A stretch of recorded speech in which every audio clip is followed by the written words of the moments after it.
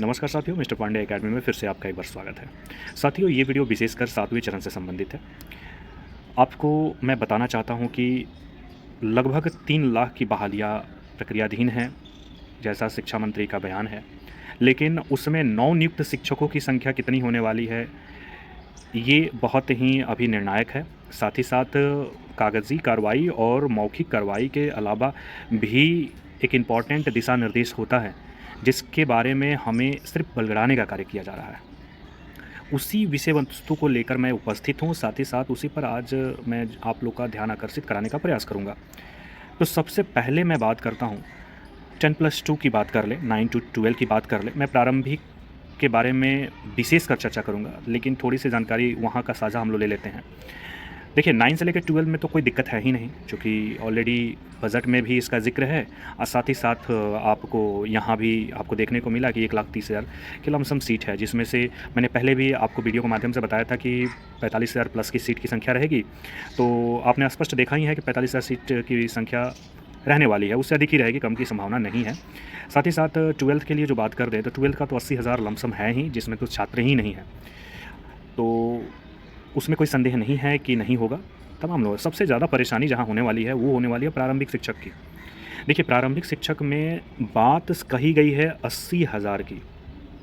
80,000 सीटों के बारे में ज़िक्र किया गया है, जो मैं बहुत पहले से कहते हुए आ रहा हूँ। लेकिन यहाँ एक मैटर ये फँसता है कि अगर 80,000 सीटों का जो ज़िक्र किया गया है, ये स्पष्ट नहीं किया गया है कि जो बचा हुआ सीट है, लमसम जो 50,000 48,000 के आसपास जो सीट बचा हुआ है, उसको मिलाकर इसकी बहाली की प्रक्रिया प्रारंभ करना चाहते हैं या फिर सिर्फ़ आंकड़ा दिखाना चाहते हैं। एक इम्पॉर्टेंट फैक्ट मतलब मेरे दिमाग में और मेरे कई साथियों के दिमाग में जब कल डिस्कस हो रहा था इस मैटर पर, तो आया, तो मैंने बहुत सरल भाव से जानकारी लेने का प्रयास किया कि जब 80,000 टोटल सीटों की संख्या है, मतलब अभी जो फ़िलहाल हम लोग को रिक्ति की जो गणना के उपरांत 80,000 रही हुई है और बैकलॉग सीटों की संख्या लमसम 48,000 है। इस हिसाब से देखा जाए तो जो आंकड़ा गया हुआ है 1,30,000 के लमसम, वो तो सही आंकड़ा गया हुआ है, इसमें तो संदेह वाली कोई बात नहीं बनती है। लेकिन सरकार सिर्फ़ 80,000 के नाम पर बलगड़ाने का प्रयास क्यों कर रही है? आखिर आधा-अधूरा सच क्यों बता रही है?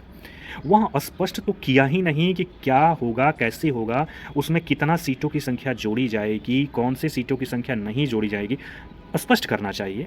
ये 1 से लेकर 12 तक में स्पष्ट कहीं ज़िक्र नहीं किया। सिर्फ़ एक लॉलीपॉप धरा दिया गया। और सबसे मज़े की बात मैं बताना चाहूँगा, ये बहुत ही इम्पोर्टेंट फैक्ट है।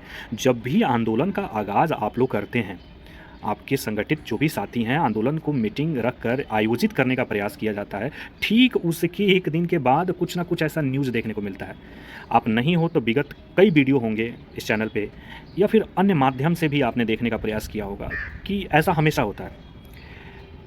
तो ये तो साफ समझ में आ रहा है कि कहीं न कहीं आंदोलन को तोड़ने का एक भरपूर प्रयास किया जा रहा है। ठीक है, आपने ज़िक्र किया, लेकिन आपने ज़िक्र किया कि 23-24 में हम आयोजित करेंगे। कोई दिशा निर्देश नहीं दिया, नियमावली अभी भी प्रक्रियाधीन ही है, उसमें प्रगति का कार्य चल रहा है। पता नहीं कब सिग्नेचर भी कर दिए और कब प्रक्रिया चल भी रहा है। तो बड़े ही असमंजस की स्थिति शिक्षा मंत्री के बयानों से स्पष्ट निकल के आ रही है। और इससे एक चीज़ तो साफ़ हो गया कि वह कहीं न कहीं बहाली को करना तो चाहते हैं, लेकिन कब करना चाहते हैं इसका क्लीयरेंस उनके पास खुद नहीं है। साथ ही साथ 17 तारीख को जो आयोजित करने का कार्यक्रम आम अभ्यर्थियों द्वारा आंदोलन का किया जा रहा है, उसको भी उन्होंने एक चुनौतीपूर्ण कार्य के रूप में देखा है। इसलिए तो वो इस चीज़ को ज़िक्र के रूप में आप सबके समक्ष रखने का प्रयास किया। लेकिन मैटर ये फँस जाता है कि जब तक हमें क्लियर नहीं मिलेगा, तब तक हम विश्वास कैसे कर लें? ये बहुत बड़ा फैक्ट है। हम ये नहीं कहेंगे कि हमारे लिए बहुत उत्साह भरा, मतलब जो भी शिक्षा मंत्री का बयान था, बहुत उत्साह भरा बयान था। ऐसा उत्साह भरा बयान कुछ नहीं था। ये सिर्फ़ और सिर्फ़ बलगड़ाने का एक बयान था। और यहाँ तो माज़रा ये देखने को मिल रहा है कि दोनों गठबंधन में बहुत ही डिफ़रेंस लग रहा है। शिक्षा मंत्री जी शिक्षा के विषय को छोड़कर अन्य सारे विषय में अपनी गतिविधि के कार्य में लगे हुए हैं और सिर्फ़ एक लॉलीपॉप का माध्यम जो होता है ना, वही अपनाने का प्रयास कर रहे हैं। ये फैक्ट है और इससे हमें टूटना नहीं है। हम आपको बता देना चाहते हैं, हमारी कभी भी माँग होगी, अब तो माँग 1,30,000 की होगी। बात समझिए स्पष्ट, क्योंकि जब नव सृजित मतलब शिक्षकों की जो संख्या अभी फ़िलहाल स्कूल से माँगी गई है, 80,000 तो स्पष्ट बताया उन्होंने। बैकलॉग सीट कहाँ गया? देखिए, वो तो बलगड़ाने का कार्य करेंगे चूँकि, लेकिन हमें तो तटस्थ रहना होगा। आर और पार यही लास्ट मौका है। देखिए, इसके बाद अपना सरकार को झुका पाइएगा, ना सरकार झुकेगी। चुनावी एजेंडा है, हर कोई अपना-अपना रोटी सेकने का प्रयास करेगा। हमें आग में जलना होगा तभी वो रोटी सेकेंगे, इस बात को ध्यान रखिएगा।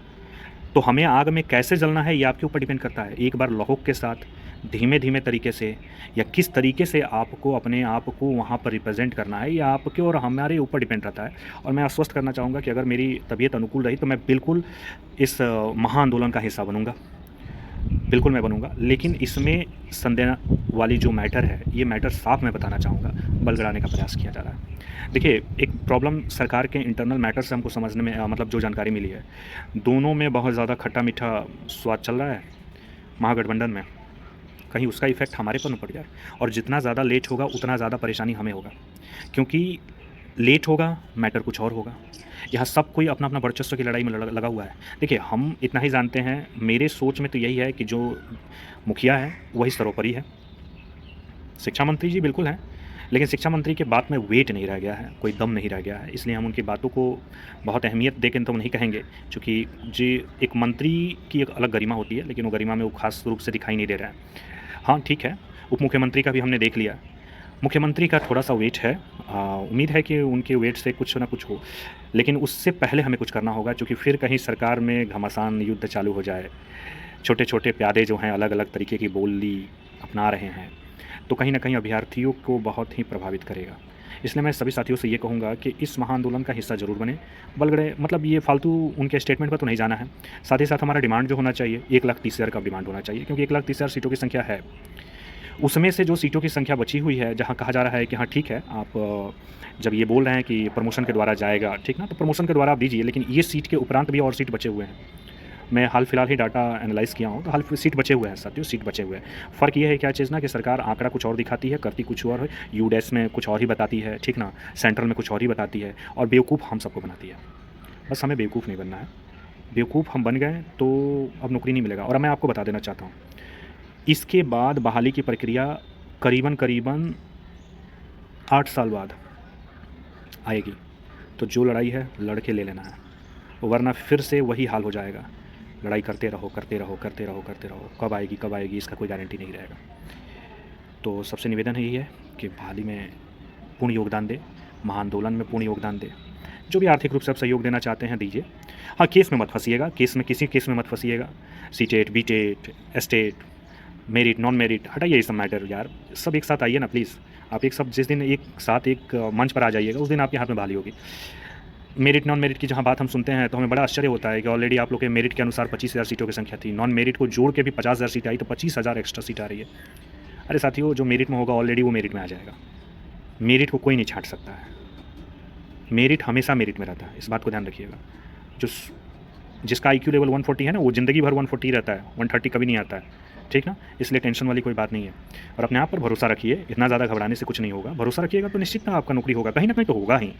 इतनी बहाली की संख्या है तो होगा ही। फ़र्क ये है कि हम एक दूसरे के खिलाफ़ में हैं, एक दूसरे से बटे हुए हैं, तो इसका मज़ा तो सरकार उठा रहा है। हम क्या कर रहे हैं? हम तो सिर्फ़ अपना लाभ देख रहे हैं, सिर्फ़ अपना लाभ, पर्सनल हित में देख रहे हैं। अरे एक पर्सनल हित को छोड़कर थोड़ा-सा सबका हित सोचिए, ऑटोमेटिक आपका हित हो जाएगा। आपको कुछ कहने की ज़रूरत नहीं पड़ेगी। तो मेरे साथियों, आंदोलन में ज़रूर हिस्सेदारी बनिए, और कुछ अपडेट आता है तो मैं आपको ज़रूर दूँगा। जय हिंद।